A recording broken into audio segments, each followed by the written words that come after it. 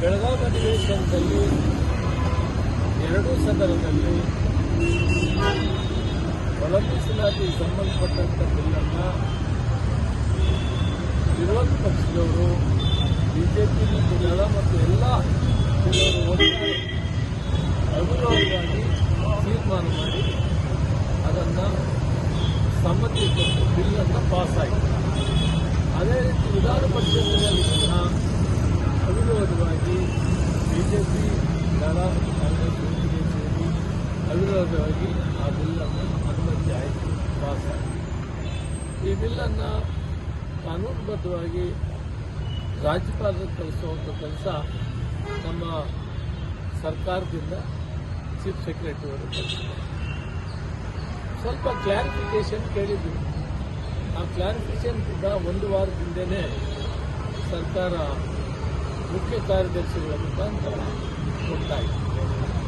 ಅದಾದ ಮೇಲೆ ಇದು 35 ವರ್ಷ 40 ವರ್ಷಗಳ ಹೋರಾಟ, ಸಮಾಜದಲ್ಲಿ ಸಮಾನತೆ ಬಸವಣ್ಣವರ ಚಿಂತನೆ, ಅನುಭವ ಮಂಟಪ ಅಲ್ಲಮಪ್ರಭು ಅವರ ಅಧ್ಯಕ್ಷದಲ್ಲಿ ಏನು ನ್ಯಾಯ ಪಾರ್ಲಿಮೆಂಟು ಮಾಡಿ ಸಮಾಜದಲ್ಲಿ ಸಮಾನತೆಗಾಗಿ ಹೋರಾಟ ಮಾಡಿದರು, ಇವತ್ತು ಆ ಗಳಿಗೆ ಬಂದಿದೆ. ಸಮಾನತೆ ಸಿಗಬೇಕು ಅಂತೇಳಿ ಬಹಳಷ್ಟು ಸಮಾಜಿಗರು, ವಿಶೇಷವಾಗಿ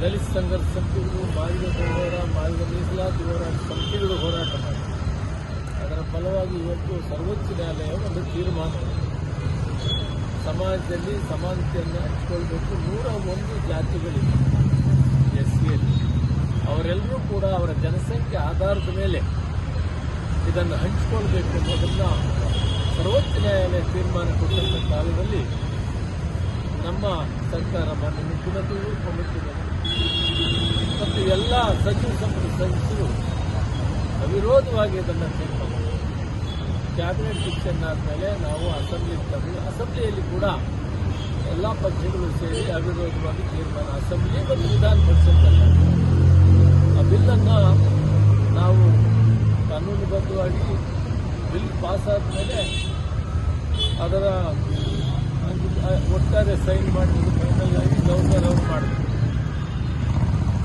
ಅವರು ಒಂದು ಕ್ಲಾರಿಫಿಕೇಶನ್ ಮತ್ತು ಆಶಾಭಾವನೆಯಲ್ಲಿ ನಾನು ಅದನ್ನು ನೋಡಿ ತೀರ್ಮಾನ ತೆಗೆದುಕೊಳ್ತೀನಿ ಅನ್ನೋ ಮಾತನ್ನು ಹೇಳಿದ್ದಾರೆ.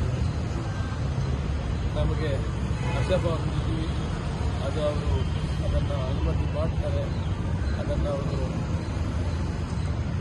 ಅರ್ಪಿತ ಮಾಡಿ ಕಳಿಸಿಕೊಡ್ತಾರೆ ಸರ್ಕಾರಕ್ಕೆ ಅಂತ ನಾವು ಆಶಾಭಾವನೆ. ಇದು ಬಹಳಷ್ಟು ದಿನಗಳ 40 ವರ್ಷಗಳ ಹೋರಾಟ. ಅದರಲ್ಲಿ ಯಾರಿಗೂ ಏನು ಅನ್ಯಾಯ ಆಗಲ್ಲ, ಎಲ್ಲ ವರ್ಗದ 101 ಜಾತಿಗೂ ಕೂಡ ನ್ಯಾಯ ಸಿಕ್ಕುವಂಥದ್ದು ಮಾಡಿದ್ವಿ.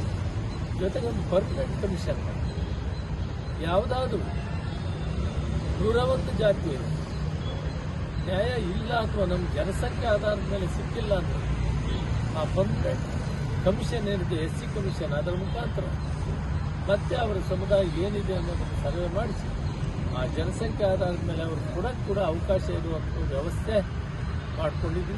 ಅದರಿಂದ ಇವತ್ತು ಈ ಸರ್ಕಾರದಲ್ಲಿ ಯಾರಿಗೂ ಅನ್ಯಾಯದಲ್ಲಿ ಎಲ್ರಿಗೂ ನ್ಯಾಯ ಸಿಗ್ತದೆ. ಅದನ್ನು ಆದಷ್ಟು ಬೇಗ ನಾವು ಅನುಮತಿ ಕೊಡಬೇಕು ಅಂತ ಮನವತ್ತ ರಾಜ್ಯಪಾಲ ಮಾಡ್ತಾ ಭರವಸೆ